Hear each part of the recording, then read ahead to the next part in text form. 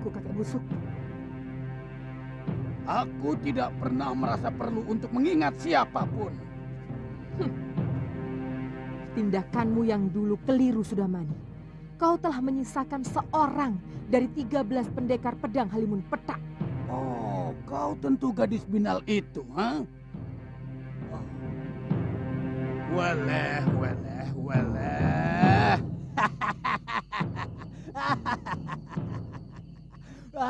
Sudah lama kita tidak bertemu. Kau tentu kangen padaku. Kau tentu ingin merasakan kembali dekapanku, anak manis. Aku sudah ingin menghirup darahmu. Manusia bejat.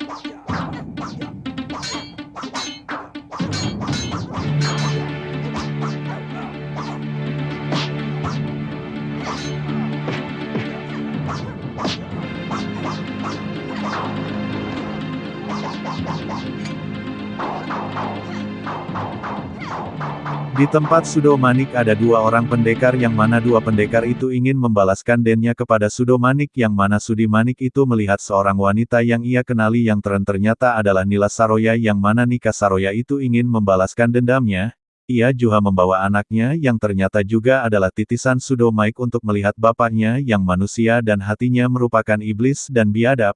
Hingga pada akhirnya Samge Nila Saroya beradu bacok dengannya hingga pada akhirnya Sang Nila Saroya pun langsung untuk menantangnya bertarung.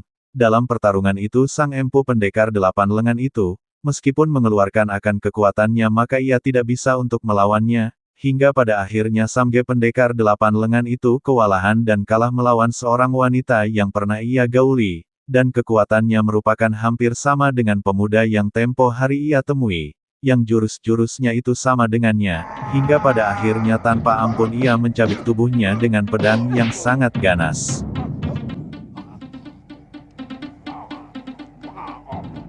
Mana telapak tangan darahmu?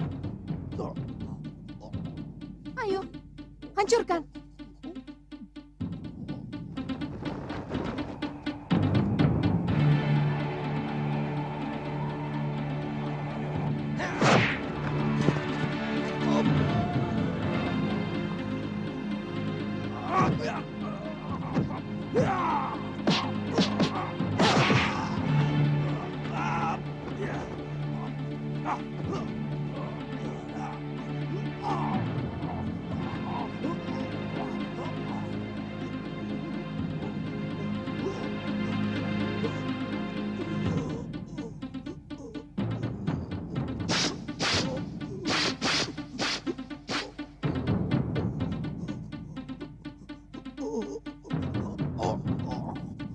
Sekarang, tunjukkan kejantananmu, Sudamani.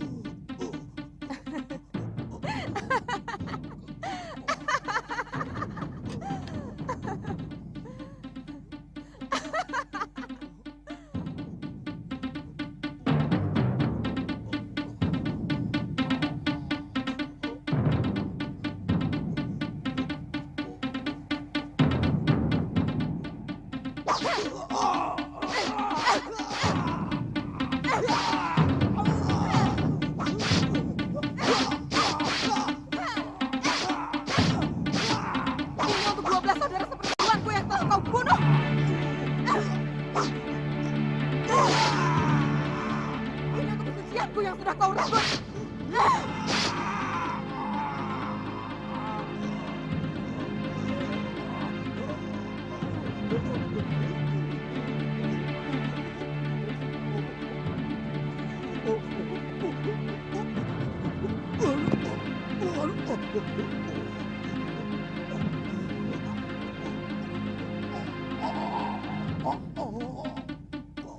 Kau tahu anak kecil itu, Sudamani? Dia adalah titisanmu. kandung dia. Kubesarkan dia. Supaya tahu bapak yang telah menganiaya dengan biadab seorang gadis yang telah tidak berdaya.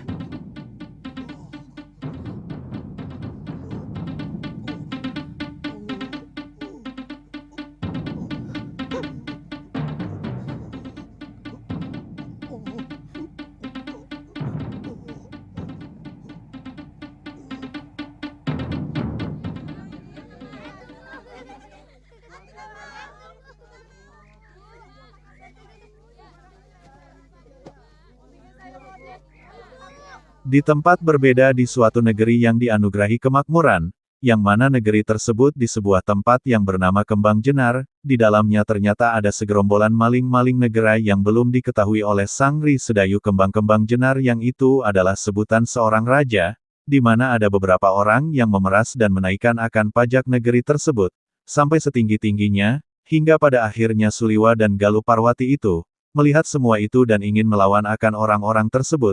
Namun Galuh pun langsung untuk melarangnya karena mereka tidak mengetahui akan orang-orang di sini dan berapa banyak orang yang menjadi penjahat di negeri Kembang Jenar hingga pada akhirnya Aditya akan ke rumah seorang tua yang pernah ke Pulau Kuarakura yang mana orang tua itu adalah sahabat dari sang gurunya, hingga pada akhirnya mereka pun menaiki akan kudanya dan menghajar sambil berlari mimcu akan kudanya ya. Sampailah mereka ke tempat tersebut dan namanya adalah Haki Wulung. Hingga akhir mereka disuruh untuk masuk ke dalam rumahnya.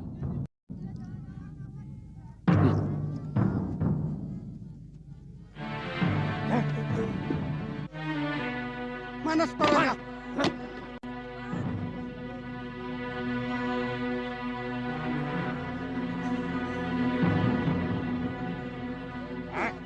Duduk. Mana uangnya? Ayo cepat. Mana? Keluarkan uangmu. Bohong. Ayo. Ayo. Kurang ajar kau. Ayo cepat. Baik. Hei, hentikan. Berhenti. Mau apa kau? Mau apa? Jangan pedulikan mereka. Kita pura-pura tidak tahu. Biar aku hajar mereka. Jangan goblok kamu. Kita belum tahu banyak kota ini. Juga penjahat yang kamu hadapi. Kalau begitu, ayo kita ke rumah Ki Kulur. Siapa dia? Orang yang pernah datang ke Pulau Kurakura, minta tolong pada guru. Ayo.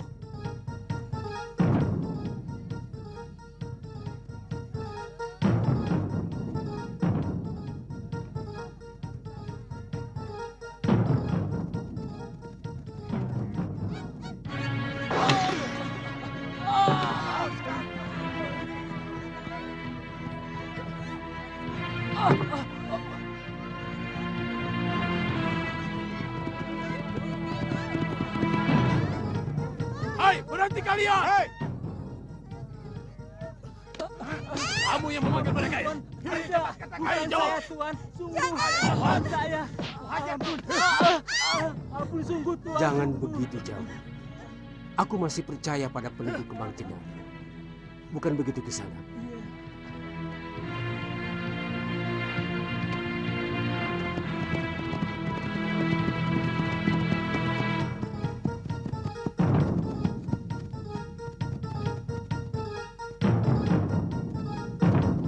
Ada apa, Ditya? Rumah Ki Kulur. Katanya dekat batas kota. Di pinggir sungai. Aku kira rumah itu. Ayo.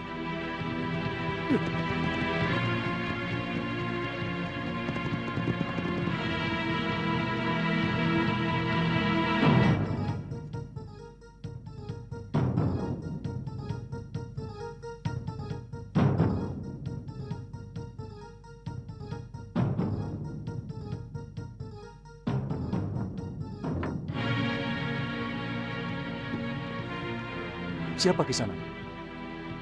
Saya Aditya, murid Mbu Gagadara.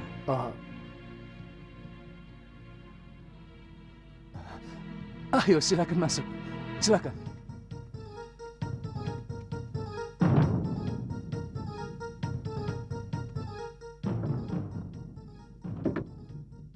Hamba bawakan minuman surga pesanan Tuan. Terima kasih, Gura. Terima kasih. Dayang, siapkan mangkoknya. Di istana kerajaan Kembang Hamba Jenar, yakin yang mana Ugadara itu ternyata adalah seorang rampok dulunya kini berkedok sebagai salah satu pejabat tinggi di kerajaan itu, hingga pada akhirnya ia memberikan akan hadiah yang mahal harganya, hingga si suatu pengobrolan mereka itu sampailah pada pajak yang ditinggikan, karenanya ia ingin dirinya lah yang menjadi orang kepercayaan Sang Batara Kembang Jenar dan secepatnya mengeluarkan mandat tersebut untuk dirinya sambil merayu dan memuji akan Sang Raja. Hingga pada akhirnya Sang Raja pun menganggukkan akan taran tersebut, hingga pada akhirnya Sang Batara pun mengiyakan dan tanpa tahu rakyatnya seperti apa hidupmu, dan bagaimana, kemudian mereka melanjutkan akan minum-minum santai. Gusti, hamba mengamati para pedagang rempah kita banyak ditipu oleh para saudagar mancanegari. Aku belum pernah mendengar pendapat seperti itu dari para mantriku, Gura. Maaf Gusti, para mantri Gusti agak kurang memahami perniagaan. Hamba sudah sering melanglang buana, baik ke negeri Nusa Tembini maupun negeri Cina. Semua harga dagangan di sini terlalu rendah. Saudagar manca itu telah membodohi orang-orang kita.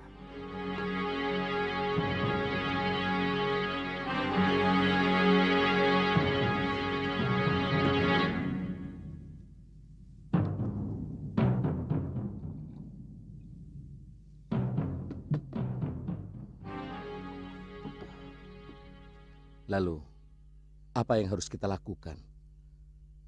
Gusti, selama ini hamba selalu membantu Kembang Jenar tanpa pamrih.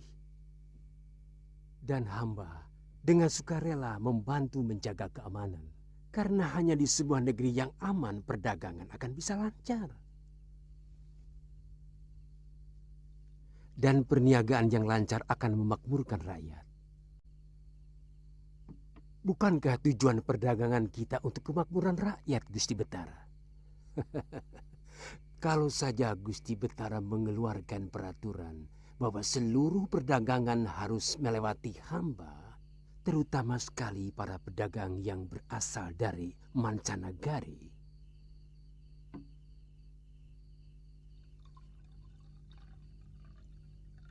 Maka hamba jamin keuntungan para pedagang Kembang Jenar akan semakin besar, Gusti Betara.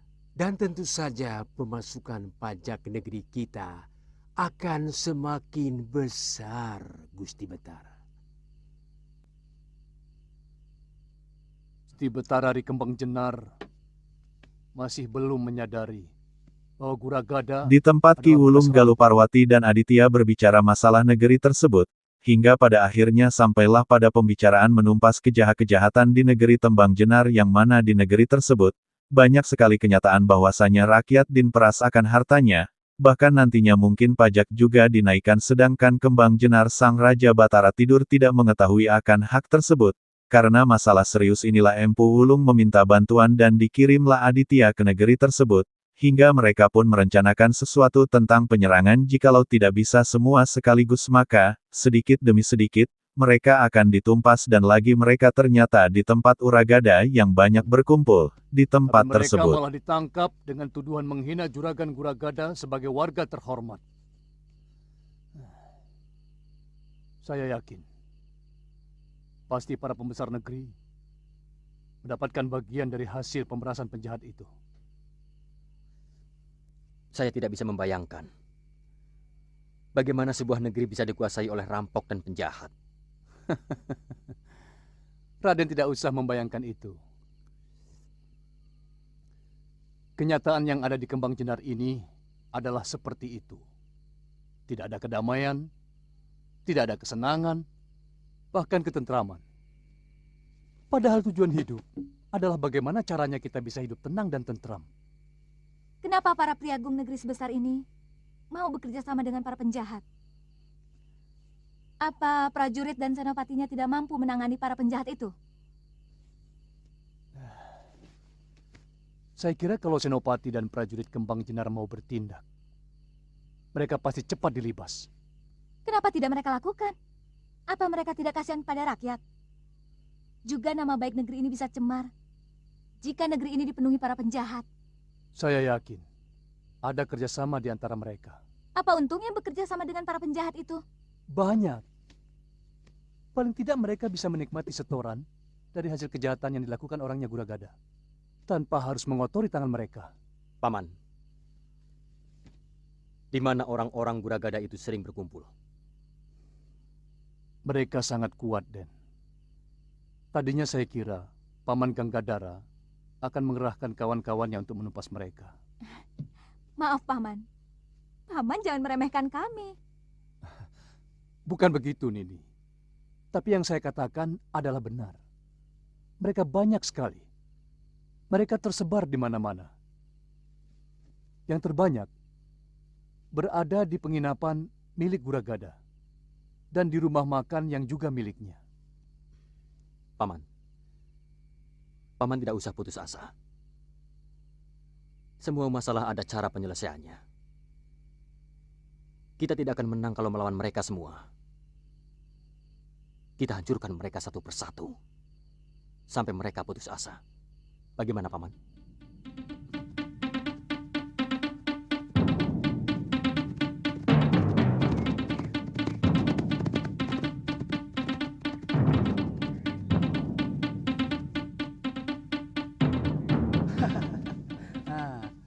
Yang ini bagus.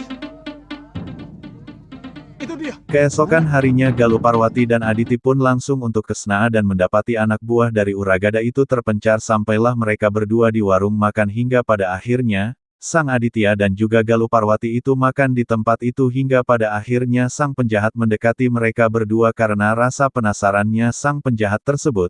Mendekati mereka berdua hingga pada akhirnya Sang Aditya menghajar mereka dan terjadilah pertarungan di sana hingga pada akhirnya sang pendekar wanita Galuparwati dan Oendekar laki-laki yang bernama Aditya memenangkan pertarungan, hingga pada akhirnya mereka pun dilaporkan kepada Uragada dan Uragada Utu mengkomandoi bahwa untuk menangkap mereka dan jangan sampai lolos dari negara kembang jenar ini.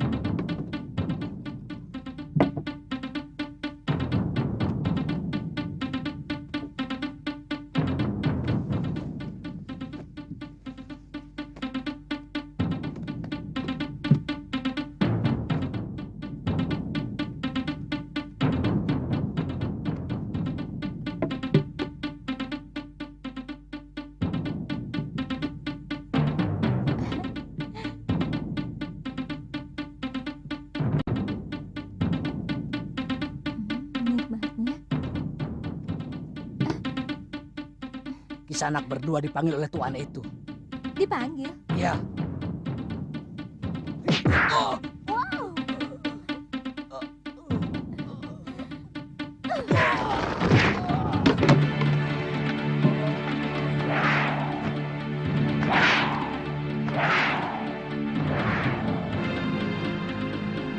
Mana yang manggil?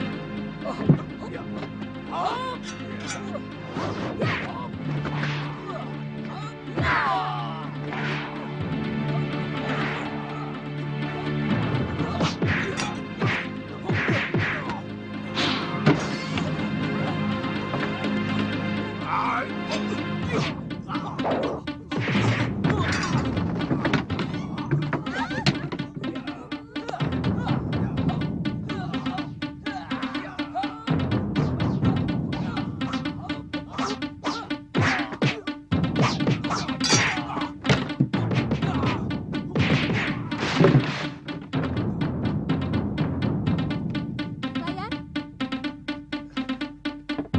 Saya ini. singkirkan mereka. Tidak sedap makan dekat bangkai. Iya.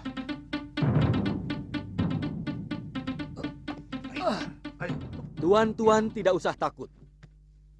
Kami bukan orang jahat. Kami datang kemari untuk menumpas mereka.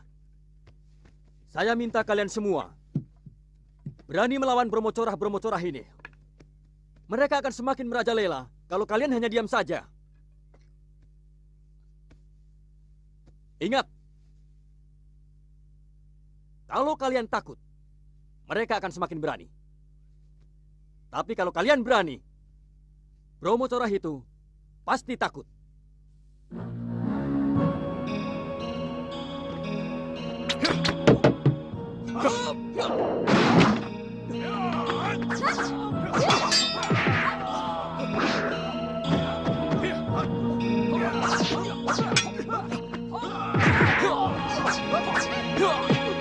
Yeah.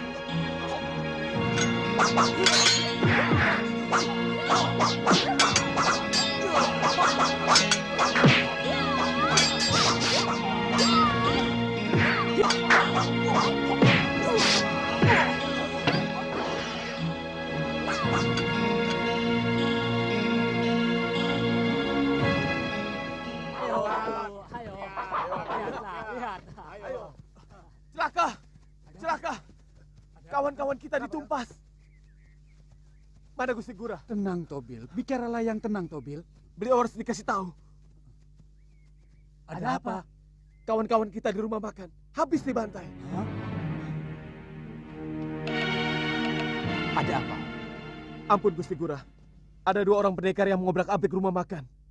Banyak kawan-kawan kita yang dibunuh. Aku tidak mau mendengar mereka lolos dari Kembang Jenar. Cepat tangkap mereka. Bawa 2 kepala mereka kepadaku. Baik Gusti.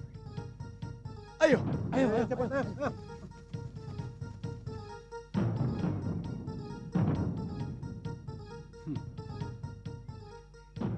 Aku ingin tahu, seperti apa orang yang berani mengusik kebesaranku.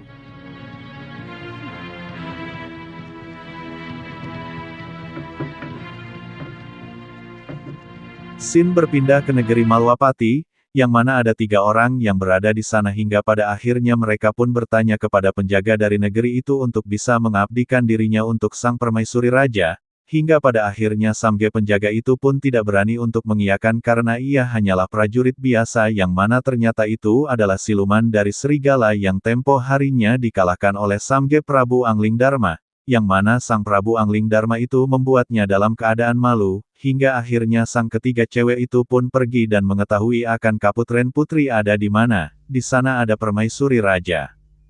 Kamu? Saya? Ada apa ya? Kami dari desa kecil di kaki gunung. Kami berniat mau mengabdi di Kedaton. Kami mendapat wangsit supaya kami bertiga harus menjadi abdi dalam. Oh, begitu. Lalu? Maukah Tuan mengantarkan kami menghadap Gusti Prabu dan menyampaikan permohonan kami bertiga? Wah, saya tidak berani. Saya ini kan hanya prajurit rendahan. Masuk halaman Kedaton saja dilarang. Bisa ditangkap malah. Saya harus menemui siapa ya? Tolonglah Tuan. Sudah jauh-jauh saya datang dengan keniatan yang sangat tulus. Tulungono yo Mas. Kalian harus menghadap Manggala Agung Bayangkara. Beliau yang nantinya akan meneliti apakah Nini bertiga bisa diterima sebagai abdi dalam atau tidak. Apakah tidak bisa langsung ke Kaputren dan menghadap Gusti Permaisuri? Gusti Permaisuri tidak pernah mengurus hal seperti itu. Karena itu urusan rumah tangga Kedaton.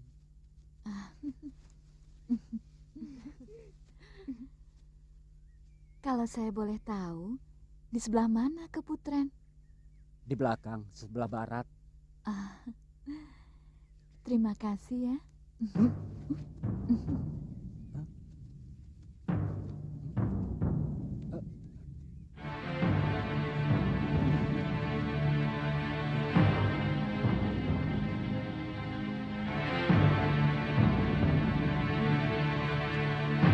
Saya, aku cuma kerucu.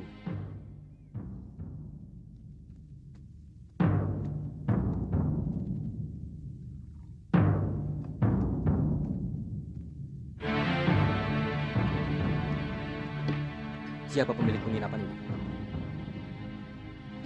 Saya.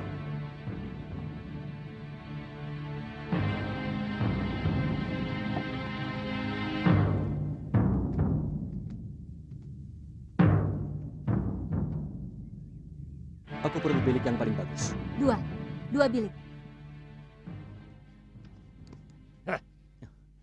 Jangan main-main di sini anak muda. Di sini tempat orang-orang terhormat. Keluar. Keluar. Keluar.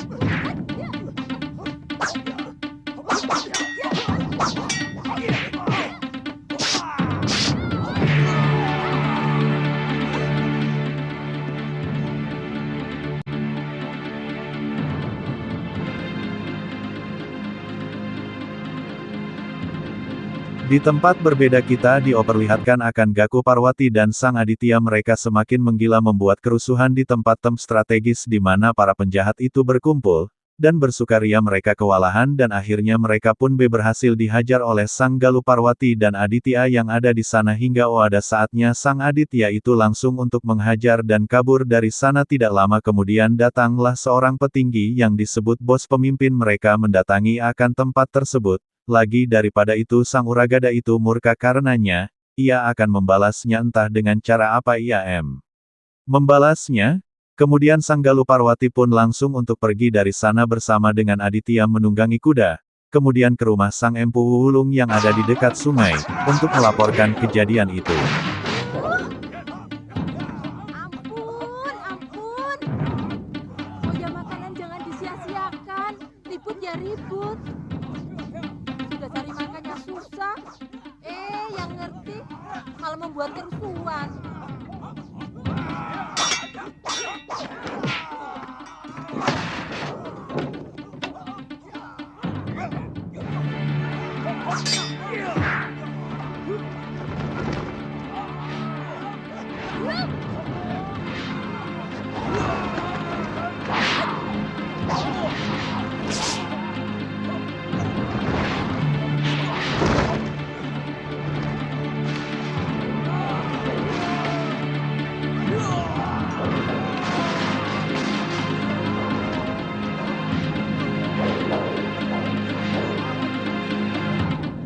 Maaf, Ditya. Jangan jatuhkan mereka di tempat makanan.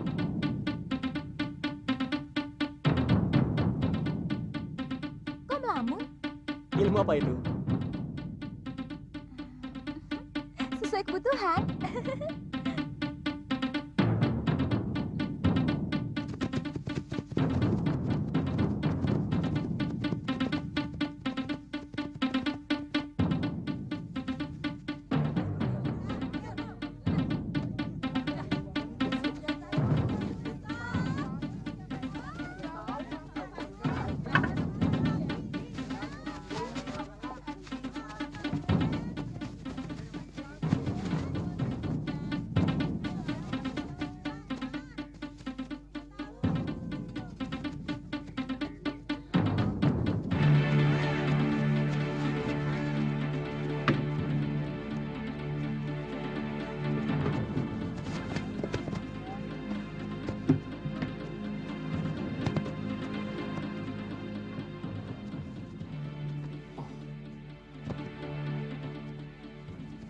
Mana pemimpinnya? Saya, Tuan. Pokoknya kalian harus bisa menangkap pengacau yang telah membunuh puluhan anak buahku. Bilang sama Senopati Bungaran. Dia harus bertanggung jawab padaku. Iya. Mengerti? Mengerti, Tuan.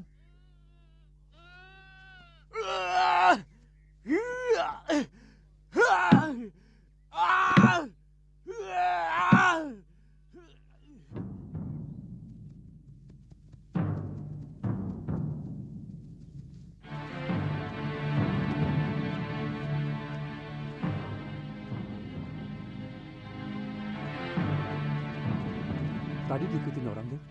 Kelihatannya tidak ada yang memperhatikan kami, Ki. Mereka kalang kabut, Ki. Kami mengobrak-abrik 3 tempat mereka.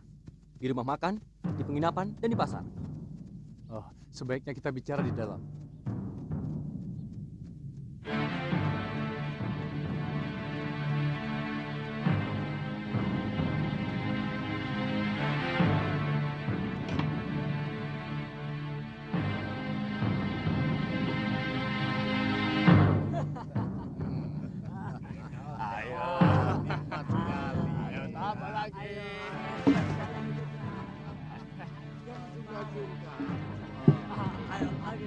Saudara sudah memutar balik keadaan. Selama ini kalian mengaku sebagai penanggung jawab keamanan Masih di Kembang Jenar. Jenar, ketika salah satu dari senopati Kembang Jenar itu bertamu ke tempat Sang Uragada, ia marah-marah dengannya dikarenakan Uragada memperoleh jabatan lebih dan akhirnya berbuat semena-mena terhadap senopati-senopati yang lain, dan senopati yang ada di negeri Kembang Jenar itu bukanlah siapa-siapa dan tidak ada harganya. Karenanya para senopati itu tidak didengar akan pendapatnya dan akhirnya Sang Uragadalah yang berkuasa atasnya dan lagi ada terus-menerus menaikkan akan pajaknya di negeri itu. oleh karenanya sang Uragada itu berkuasa atasnya dan akhirnya sang Uragada itu juga menimbun kekayaan yang sangat berlimpah. Kemudian marahlah sang Uragada kepada Senopati Bungalan yang mana sang Senopati itu juga akan mengusut tuntas tentang kasusnya dan nantinya akan membuktikan Yang salah bahwa adalah usutannya kelicikanmu, itu Purana. benar akan. Uragada Aku pun tahu sebelum dipenjarakan. kejadian ini, kamu selalu datang memberi hadiah kepada keluarga Gusti Betara. Sehingga dia tidak bisa menolak tawaranmu untuk mengamankan Praja. Ya kan? Dan buktinya, selama ini aman bukan? Jangan kau pikir aku sebodoh itu, Gura. Kelihatannya memang aman, karena anak buahmu menghentikan keonaran. Tapi menggantikannya dengan pemerasan. Dengan cara menakut-nakuti penduduk.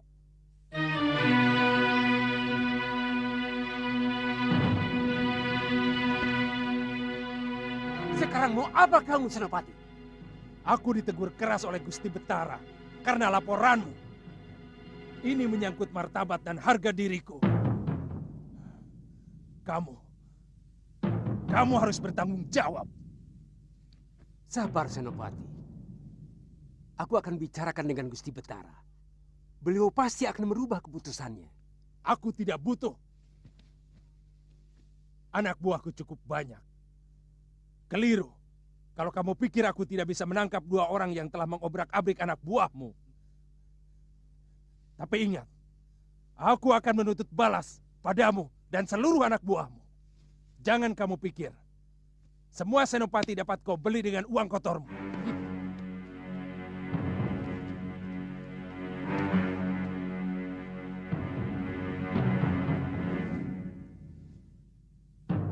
Hei Bungalan, ada hal yang tidak pernah kau pikirkan.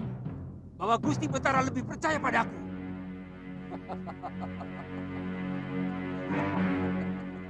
Siapkan tandu. Baik, Gusti.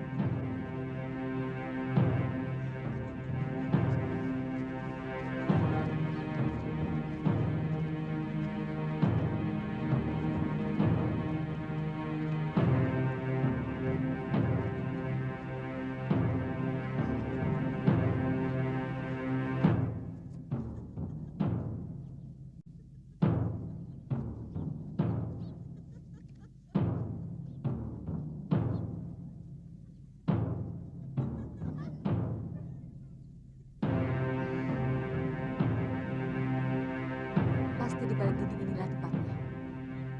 Kita masuk.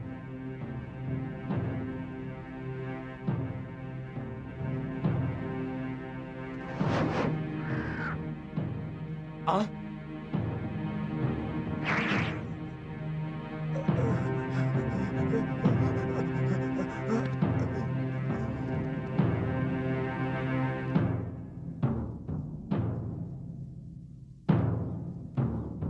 Yang di peranginan itu permaisuri musuh kita. Sekarang apa yang harus kita lakukan? Aku akan menyambar dia. Kalian jaga-jaga kalau sampai dayang-dayang itu mengganggu.